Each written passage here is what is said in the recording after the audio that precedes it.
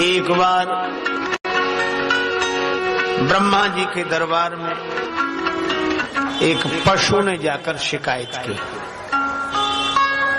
ब्रह्मा जी आप जब देखो तो मनुष्य को ही महत्व देते रहते हो, क्या विशेषता है इस मनुष्य में? और इस मनुष्य ने हम पशुओं के साथ जितने अत्याचार किए किसी ने नहीं किए। कैसे? तो उन्होंने कहा कि देखो, आपने घोड़े की पीठ पर एक आदमी की सीट बनाई, ब्रह्मा जी की बनाई हुई है कि एक आदमी घोड़े पर बैठे और जाए, और इस बेईमान आदमी ने तांगा बनाया कि नहीं? जब बताओ। 5-6 बजे उनसे कहा कि पुलिस चौकी को उधर चलो, उधर बिठाएंगे।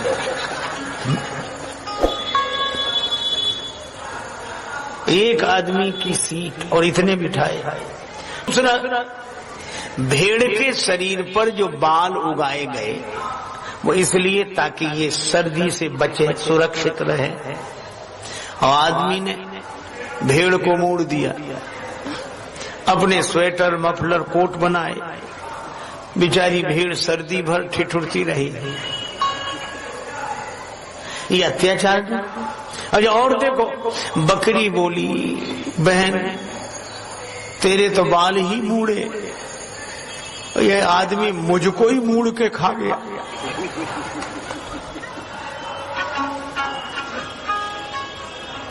क्या हरी पशु कभी घास नहीं खा सकता?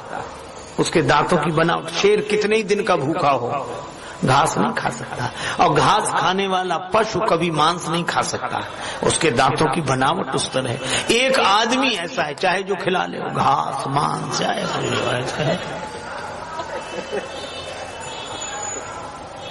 तब ब्रह्मा जी से ये शिकायत, बाबा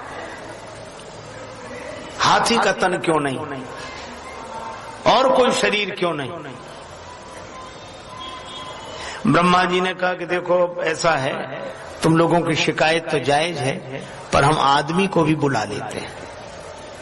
तो हम मनुष्यों की ओर से एक प्रतिनिधि गया ब्रह्मा जी के यहाँ, और उधर सब पशु पक्षी। तो ब्रह्मा जी ने कहा कि भाई आदमी आ तो गया है, इसकी विशेषता इसलिए है कि और लोग टैं भैं चैं भैं बोलते हैं, लेकिन आदमी बोलता है तो बोली बड़ी अच्छी, स्वर बड़ा अच्छा। कोयल सामने आ गई, जब कोई आदमी सुर में बोलता है तो कहते हा क्या कोयल की तरह कूक रहा है। तो ये विशेषता पशुओं से उधार ली कि नहीं, बताओ? सुंदर बोले तो कोयल की तरह,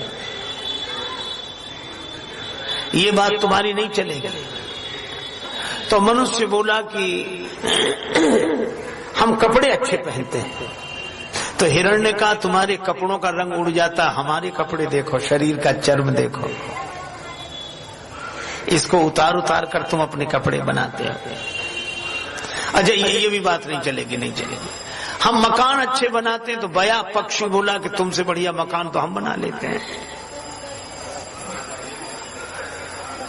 तो मनुष्य ने कहा कि हम बलवान,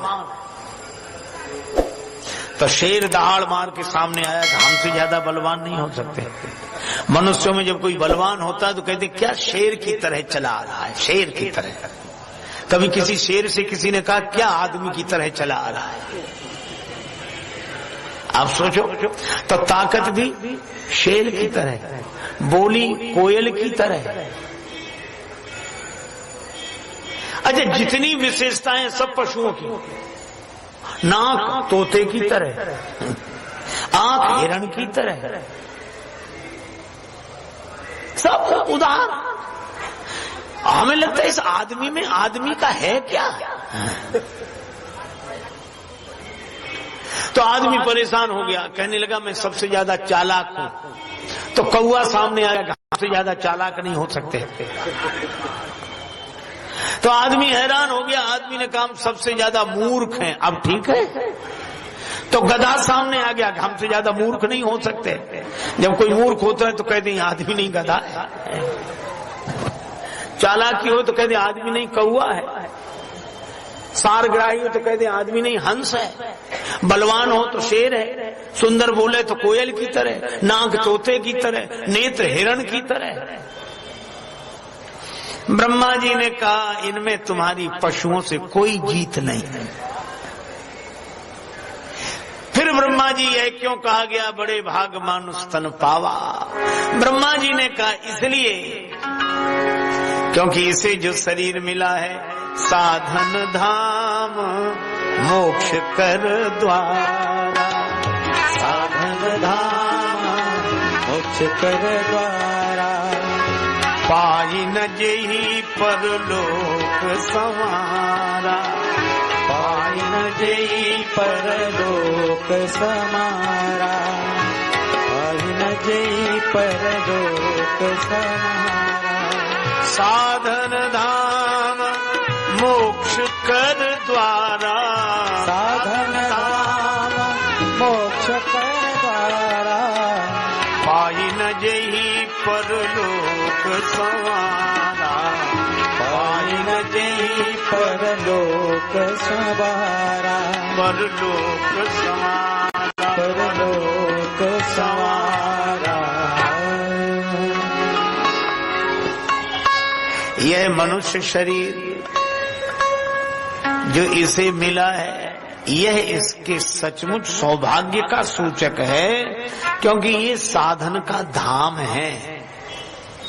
इस शरीर को पाकर साधना की जा सकती है, आराधना की जा सकती है, भजन किया जा सकता है और मोक्ष का दरवाजा है ये। अच्छा, मोक्ष कर द्वारा का अर्थ आप ऐसे सोचें,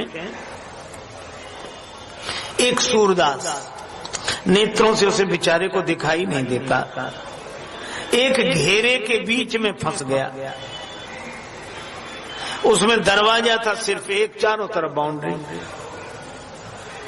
सुअंधा घूमे कि दरवाजा मिल जाए, चक्कर लगावे तो दरवाजे से भी निकल जाए, मिले ही नहीं उसे दरवाजा। दया लगी, महात्मा ने कहा कि भाई दरवाजा तो इसमें है पर तुम्हें दिखता ही नहीं है, तो क्या हम निकल नहीं सकते? कोई उपाय नहीं है? उपाय एक ही उपाय है। क्या? तुम दीवाल पर हाथ लगाना शुरू करो, ऐसे देखते जाओ, ऐसे दीवाल पर हाथ लगा लगा के देखते जाओ। जैसे ही दरवाजा आएगा तुम्हारे हाथ ही बता देंगे कि दरवाजा आ गया, पार हो जाना। ये क्या? अब महात्मा जी ने अंधे को दीवाल पकड़ा दिए, चलने लगे, महात्मा जी भी चले गए। पर शाम को लौट कर आए तो सूरदास उसी के भीतर निकल ही नहीं पाया। बोला अरे महाराज इसमें दरवाजा नहीं है। महात्मा बोले दरवाजा तो है, तो पता नहीं लग रहा हमें। अच्छा तुम हमारे सामने चलकर दिखा।